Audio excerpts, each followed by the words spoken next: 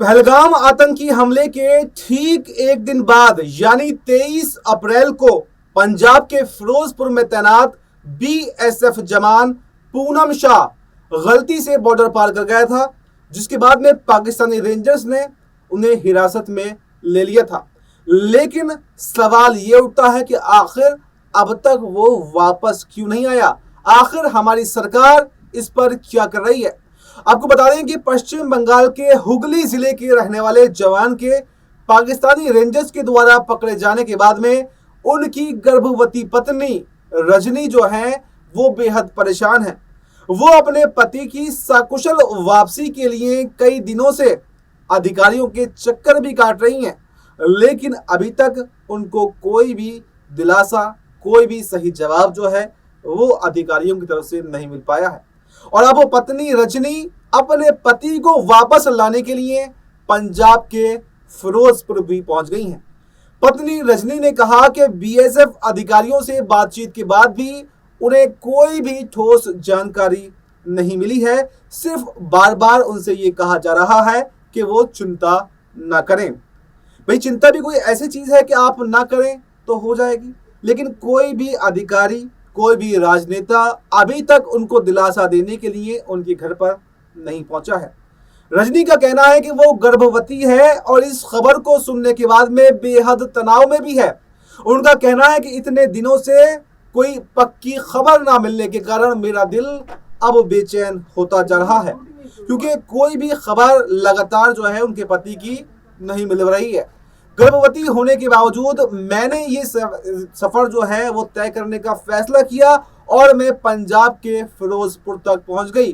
उन्होंने ये साफ कर दिया कि अगर फिरोजपुर में भी कोई संतोषजनक जवाब नहीं मिलता है तो वो दिल्ली जाकर गृह मंत्रालय के अधिकारियों से मिलेंगी, और अगर वहां से भी कोई जवाब नहीं मिलता है तो पीएमओ का दरवाजा भी खटखटाएंगी।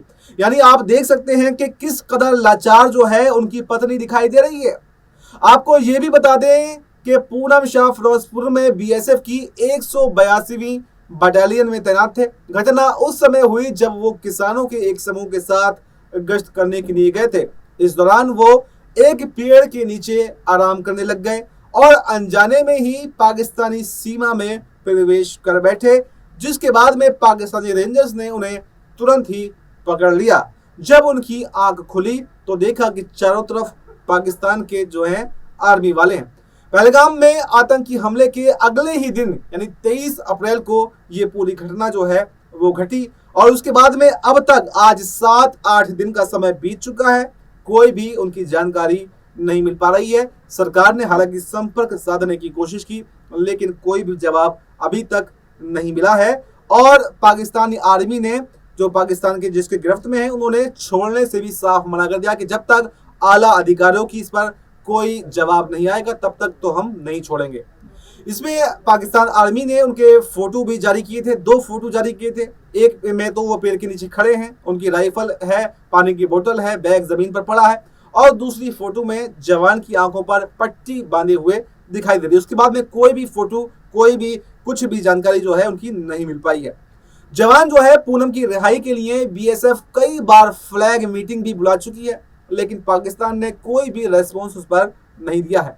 एक मीडिया हाउस से बातचीत करते हुए पूनम की पत्नी ने बताया कि मैं हमेशा के लिए बैठकर इंतजार नहीं कर सकती, इतना वक्त बीत गया है, लेकिन मैंने अभी तक कुछ नहीं कहा था, और अगर मुझे मदद नहीं मिलेगी तो फिर मैं दिल्ली भी जाऊंगी और जो कुछ मुझसे हो सकता है मैं वो करूंगी। मैं पीएमओ से जवाब मांगूंगी, और अगर वहां से भी ठीक ठाक जवाब नहीं मिलता है तो फिर सड़कों पर उतरकर मैं प्रदर्शन भी करूंगी। आपको बता दें कि पूनम शाह के परिवार में कौन कौन है। उनकी मां देवंती देवी हैं, पिता भोना है, पत्नी रजनी है, भाई श्याम सुंदर हैं, और पूनम को बीएसएफ ज्वाइन किए हुए लगभग 17 साल बीत चुके हैं, लेकिन पहली ही बार जो है परिवार इतना डरा हुआ महसूस कर रहा है। और इसकी वजह पहलगाम हमले के फौरन बाद माहौल और भारत पाक के बीच में तनाव जो है वो माना जा रहा है, क्योंकि पहले भी ऐसा कई बार हुआ है, लेकिन आपसी भाईचारे के अंतर्गत उनको छोड़ दिया जाता था। आपको बता दें कि पहलगाम में आतंकी हमले में 26 से 28 लोगों की हत्या के अगले ही दिन ये खबर सामने आई, जिसमें पता चला कि पंजाब के फिरोजपुर में एक जो सैनिक है जो बीएसएफ पर तैनात था, वो पाकिस्तान की सीमा में जा पहुंचा गलती से और उसको पाक ने अरेस्ट कर लिया। लेकिन सवाल यहाँ पर हमारी सरकार पर भी खड़े होते हैं, क्योंकि एक तरफ तो हम ये दावा कर रहे हैं कि हम पाकिस्तान को नक्शे से मिटा देंगे, दुनिया के नक्शे से, हम ये करेंगे, हम वो करेंगे, हम मिसाइल दाग देंगे, हम ये कर देंगे, लेकिन एक तरफ आप एक सैनिक को, एक फौजी को नहीं छुड़वा पा रहे। और उससे बड़ी बात तो ये है कि जो सैनिक को छुड़वा पाएंगे या नहीं छुड़वा पाएंगे वो अलग बात है, लेकिन जो उसकी वाइफ है, उसकी पत्नी है, उसके बच्चे हैं, कम से कम उनके घर वालों को एक पुख्ता जो है दिलासा दिया जाए, उनको ये बताया जाए, उनको विश्वास में लिया जाए कि आखिर आपके पति को कुछ नहीं होगा। लेकिन कहीं ना कहीं ये दिलासा ना देना ये बता रहा है कि आखिर भारत सरकार कितनी बड़ी नाकाम जो है अब तक उस सैनिक को वापस लाने में अभी विफल रही है। क्योंकि आपने देखा होगा कि इससे पहले भी कई ऐसे हुए हैं जब कई बार ऐसा हुआ है कि भारत के सैनिक जो है पाकिस्तान पकड़ लेता है, लेकिन पाकिस्तान के सैनिक भारत पकड़ लेता है, लेकिन कोई ऐसी अभी तक जानकारी नहीं है कि उसे छोड़ा ना गया हो। क्या जवान की जान किसी राजनीतिक रैली से अब कम हो गई है, या एक सैनिक की वापसी सिर्फ चुनावी एजेंडे में ही फिट बैठती है, क्योंकि अभी चुनाव में थोड़ी देरी है, बिहार में चुनाव है तो इसलिए ये सारा हो रहा है, या फिर जवान की आंखों पर पट्टी से बंधा जो पट्टी बंदी है उससे बड़ा अंधापन जो है हमारी दिल्ली की गलियों में है, हमारी सरकार में है।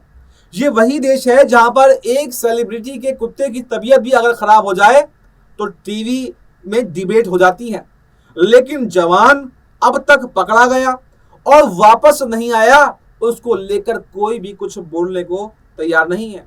क्या सूचना प्राप्त हुई, क्या कार्रवाई की गई, क्या अब किया जा रहा है, और अगर नहीं छोड़ता है तो क्या किया जाएगा, इस तरह की कोई भी बयानबाजी, कोई भी जानकारी सरकार से प्राप्त नहीं हो रही है। कहीं सरकार को ये डर तो नहीं है कि अगर जवान आजाद हो गया तो वो खुद सरकार से ये पूछ बैठेगा कि आखिर इतने दिन तक कहां थे आप। कभी कभी तो लगता है कि सीमा पर खड़ा जवान देश की रक्षा नहीं, सिर्फ सरकार की जो है गुलामी कर रहा है, सरकार की नीयत का इम्तिहान दे रहा है। क्योंकि हर बार की तरह इस बार भी सरकार की तरफ से सिर्फ यही जवाब मिल रहा है कि अभी थोड़ा इंतजार कीजिए, कुछ नहीं होगा, हमारी तरफ से कार्रवाई की जा रही है, हम जो है वापस लेकर के आएंगे। लेकिन इस बार भी सरकार उस इम्तिहान में फेल होती हुई दिखाई दे रही, क्योंकि जिस तरह से जो पूनम उसकी पत्नी है और वो प्रेग्नेंट है और उसका दर दर भटकना ये बता रहा है कि हमारे देश के अंदर फौजियों की हालत क्या है, जवानों की हालत क्या है।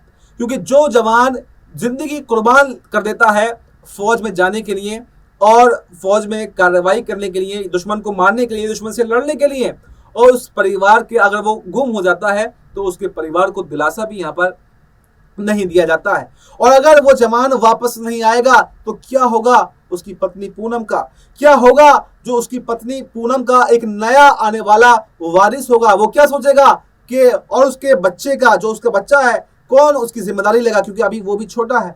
और जो बच्चा अभी इस दुनिया में आया ही नहीं है वो आकर क्या देखेगा और क्या सुनेगा समाज में कि उसके पिता को पाकिस्तानी फौज ने पकड़ लिया था और भारत सरकार इतने दिनों तक, इतने महीनों तक या फिर छुड़ाने में कामयाबी नहीं हुई।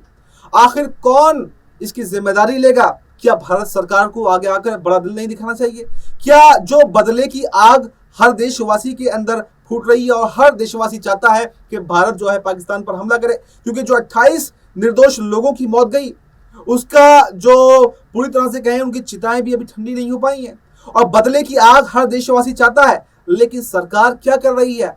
कोई जवाबदेही सरकार की भी तो तय हो ही नहीं चाहिए, क्योंकि 2014 से पहले की बात करें तो यही प्रधानमंत्री थे जो कहते थे कि पूरी जो कंट्रोल है, पूरी सीमाएं हैं वो भारत सरकार के कंट्रोल में। आखिर आतंकवादी कैसे घुसते हैं देश के अंदर?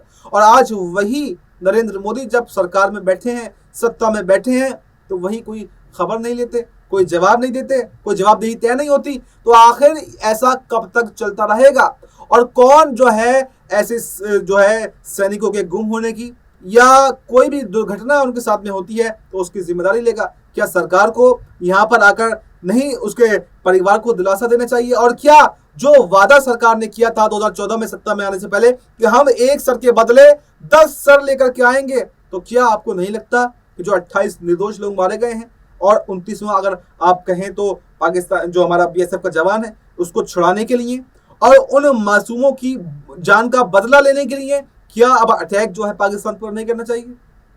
इस पर पूरी रिपोर्ट पर आपको क्या कुछ कहना है, आपको क्या कुछ लगता है, अपनी जो राय है वो कमेंट बॉक्स में जरूर बताएं और हम पल पल की अपडेट जो है इस पर आपको आगे देते रहेंगे। फिलहाल इस रिपोर्ट में इतना ही, हमें दीजिए इजाजत। नमस्कार।